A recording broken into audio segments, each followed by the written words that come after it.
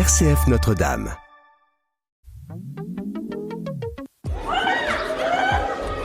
Ne laisse jamais personne te dire que tu n'es pas capable. Si tu as un rêve, tu dois le protéger. Bonjour chers auditeurs de RCF Cœur de Champagne. Vous êtes bien dans l'émission Parole de jeunes.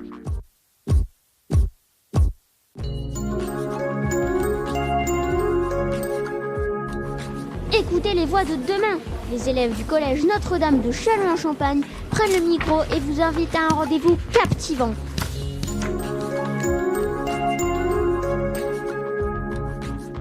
Bonjour à toutes et à tous et bienvenue dans Parole de jeunes, une émission animée et produite par les élèves du collège Notre-Dame et diffusée sur RCF Cœur de Champagne. Dans cette émission, nous partons à la rencontre de femmes et d'hommes qui ont des parcours inspirants et qui peuvent donner envie aux jeunes de croire en leurs rêves. Aujourd'hui, nous avons l'immense plaisir d'accueillir un sportif qui a marqué l'histoire du handball et français. Triple champion olympique, multiple champion du monde et d'Europe, il est considéré comme l'un des plus grands joueurs de l'histoire du handball. Bienvenue à Nicolas Karabatic. Nicolas, merci beaucoup d'être avec nous aujourd'hui. Pour commencer, pouvez-vous nous raconter comment votre passion pour le handball est née ? Bonjour les jeunes, merci pour l'accueil aujourd'hui. Alors oui, je peux vous raconter comment ma passion est née. En fait, c'est tout simple. J'avais un papa qui jouait au handball, qui avait été professionnel en ex-Yougoslavie, qui est un pays qui a éclaté après la guerre des Balkans. Et là-bas, il était professionnel et joueur de l'équipe nationale de Yougoslavie. Et après, il est devenu entraîneur.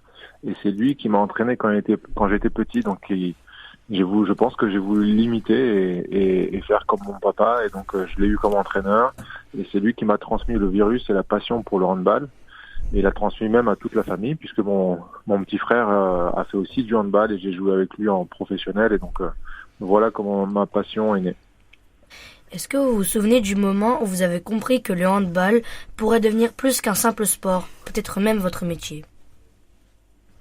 Je me souviens du moment où, enfant, très jeune, vers 10, 11 ans, 12 ans, je me suis dit un jour je voudrais être joueur de l'équipe de France de handball. Et surtout, un jour j'y arriverai. C'était ça qui était assez fou, c'est que je m'étais persuadé que j'allais y arriver.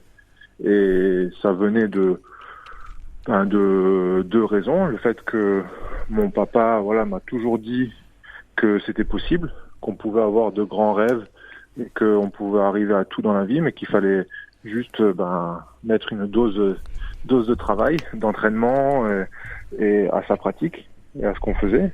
Et aussi parce que je voyais qu'à l'entraînement j'étais bon, que j'étais le meilleur dans mes catégories d'âge. Donc pour moi, c'était une logique mathématique. Si j'étais le meilleur à mon âge, contre les jeunes de mon âge, je le serai quand je serai plus vieux, parce que je jouerai contre les mêmes. Et donc il y avait un peu une logique mathématique comme ça, un peu naïve que j'avais quand j'étais petit, mais ça a été ça. J'ai toujours cru en moi, cru que c'était possible, et surtout c'était une vraie motivation pour progresser, pour m'améliorer tous les jours, et ça je l'ai compris très jeune.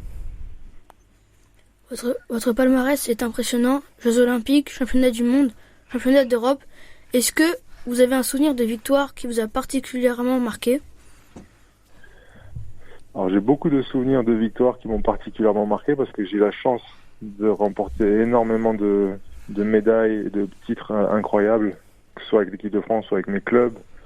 Je pense que un des souvenirs de titres qui m'ont particulièrement marqué, c'est mon dernier titre olympique avec l'équipe de France aux Jeux olympiques et paralympiques de Tokyo en 2021 pour plusieurs raisons. La première, parce que c'était le titre qui nous manquait avec mon frère, parce que j'avais déjà été champion olympique, mais j'avais jamais été champion olympique avec mon frère. Et on avait perdu 5 ans plus tôt en finale des Jeux olympiques de Rio en 2016 contre le Danemark. Et là, on prenait notre revanche. Donc le fait de prendre sa revanche, de gagner avec son frère et avec toute une partie de l'équipe qui avait jamais été champion olympique, parce que l'équipe avait été renouvelée, ça avait été fort en émotion. Et après aussi par rapport à mon parcours, parce que 7 ou 8 mois avant les JO, je me blesse, je me fais ma blessure la plus grave de ma carrière. Je me romps les ligaments croisés du genou droit. Et derrière, juste après l'opération, je subis une phlébite avec une double embolie pulmonaire où je suis allongé, alité à l'hôpital et où je sais même pas si je vais un jour rejouer au hand. Donc le fait d'avoir rencontré cette difficulté, ce challenge dans ma préparation individuelle, ça fait que la joie et l'émotion, elles ont été décuplées après ce titre-là. Et ce qui font que pour moi, c'est un de mes plus beaux titres parce qu'il a été acquis face à ce challenge-là qui a été encore plus difficile, qui l'a rendu encore plus beau. Quand vous étiez à l'hôpital, vous pensez que vous pourriez reprendre le hand ou pas du tout? Eh ben, quand j'étais sur le lit de l'hôpital, je pensais même pas à reprendre le hand. Je me disais peut-être qu'un jour je reprendrai, peut-être qu'un jour je reprendrai pas. Mais c'est tellement loin que là, ça m'est égal. J'ai juste envie de sortir de l'hôpital, retrouver ma famille, mes enfants et revivre normalement. Donc, au moment où j'étais sur le lit de l'hôpital, je pensais pas du tout, presque pas du tout au handball. Et c'est là où j'ai compris qu'il y avait des choses plus importantes que le handball dans la vie. Quand on joue à ce niveau, la pression, elle est énorme. Comment faites-vous pour rester concentré pendant les grands matchs? Oui, la pression est énorme quand on joue pour l'équipe de France, quand on joue des finales de championnat du monde, Jeux olympiques, championnat d'Europe ou de Ligue des champions. Et donc c'est vrai que la pression, elle est énorme. Et très souvent, et on se rend compte en fait, au final, que la pression, on se la met tout seul. C'est nous tout seuls, notre cerveau qui commence à nous mettre la pression, à réfléchir, qu'est-ce qui se passe si je joue mal, je vais faire perdre mon équipe, je vais décevoir ma famille, mes amis, les supporters qui sont venus nous voir. Toute la salle va se moquer de moi si je suis pas bon, si je rate ça ou ça. Et donc on se rend compte que c'est notre cerveau, donc on essaie de le court-circuiter. Et surtout, on apprend à se mettre dans des états de concentration extrême. C'est-à-dire que quand on joue, une fois que le coup de sifflet retentit et que le match commence, on apprend, et c'est ce qui fait la différence avec ceux qui réussissent et ceux qui n'arrivent pas à exprimer leur potentiel dans ces grands matchs-là, c'est qu'on est concentré à fond sur le match, sur ce qu'on a à faire sur le terrain, sur notre préparation, et on arrive à pas se laisser diminuer par notre propre mental. Donc c'est de la concentration extrême, c'est être attentif à tout ce qu'il y a autour de soi, c'est ne pas se projeter, on est en train de perdre à mince et on commence à un peu s'agacer, ou alors on est en train de gagner, ça y est, c'est facile, on va gagner. Non, c'est d'être concentré et être vraiment dans le moment présent. C'est ce qui fait la différence. Et c'est cet état de concentration, je pense, qui nous permet d'arrêter de penser à tout ce qu'il y a autour de nous et de savoir se mettre dans une bulle et être à fond pendant un match. Donc c'est un travail de concentration et un peu d'abstraction de ses propres pensées. Quel est le match où vous avez eu le plus de pression? Le match où j'ai eu le plus de pression, c'est une bonne question. C'est vrai que j'y ai pas forcément pensé. Il y a un match où j'ai eu énormément de pression et où je me suis mis énormément de pression. C'est mon dernier match en Ligue des Champions avec le FC Barcelone, parce que j'ai joué à Barcelone pendant 2 ans en club. Et la première année, on perd en demi-finale de Ligue des Champions au bout de prolongation et de pénalty et après les pénaltys. Et moi, je rate le dernier pénalty qui fait qu'on rentre pas en finale. Et l'année d'après, on reva au Final Four de Ligue des Champions, on gagne en demi-finale. Et ce match-là de la finale, c'est là où je me suis mis le plus de pression parce que moi, je savais qu'à la fin de saison, j'avais signé au Paris Saint-Germain et je partais au Paris Saint-Germain et que c'était ma dernière opportunité de gagner la Ligue des Champions avec Barcelone, avec le club de Barcelone, avec tous mes amis du club.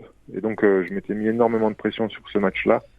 Et heureusement, on a gagné et j'ai été super bon et j'ai été MVP des finales. Et donc, c'est un de mes plus beaux souvenirs, mais en même temps, c'est un des matchs où je me suis mis le plus de pression. Qu'est-ce que le handball vous a appris sur la vie en général? Alors le handball et le sport m'ont appris énormément de choses sur la vie en général et en fait m'ont tout appris. Et je pense que la première chose, la chose principale qu'ils m'ont appris, que le sport m'a appris, c'est la résilience, le fait de toujours se relever quand c'est dur, quand on rate, et même quand on gagne, de savoir se remettre en question. Donc la résilience, le sport m'a appris à être fort, à savoir me relever de blessures, de matchs ratés, de coups durs. Et ça m'a servi dans la vie énormément. Après, le sport m'a appris à avoir confiance en moi, le sport m'a appris à aussi jouer en équipe, à travailler avec des coéquipiers, à me donner à fond pour eux, pour moi, mais aussi pour eux, à essayer de les rendre meilleurs. Et après, le handball m'a aussi apporté énormément de joie dans la vie, de coéquipiers, de copains que j'ai gardés et que j'ai encore aujourd'hui présents. Et puis voilà, il m'a apporté tellement de choses. Le sport m'a appris à m'améliorer tous les jours, à toujours vouloir essayer de m'améliorer, d'aller plus loin, de jamais me contenter de ce que j'ai, de progresser comme sportif mais comme être humain. Et voilà, c'est déjà énormément de choses. Et puis le sport m'a appris aussi à être humble. Un jour t'es champion du monde, 3 jours après tu perds un match et t'as pas bien joué et on te considère plus comme le meilleur au monde, mais comme le meilleur au monde qui s'est raté. Donc le sport m'a aussi appris l'humilité pour pouvoir rester le plus longtemps possible au plus haut niveau. Quand vous portez le maillot de l'équipe de France, est-ce que la pression est différente par rapport au match en club ? Quand on porte le maillot de l'équipe de France, la pression est différente, oui, parce que déjà, quand on porte le maillot de l'équipe de France, on atteint son premier rêve.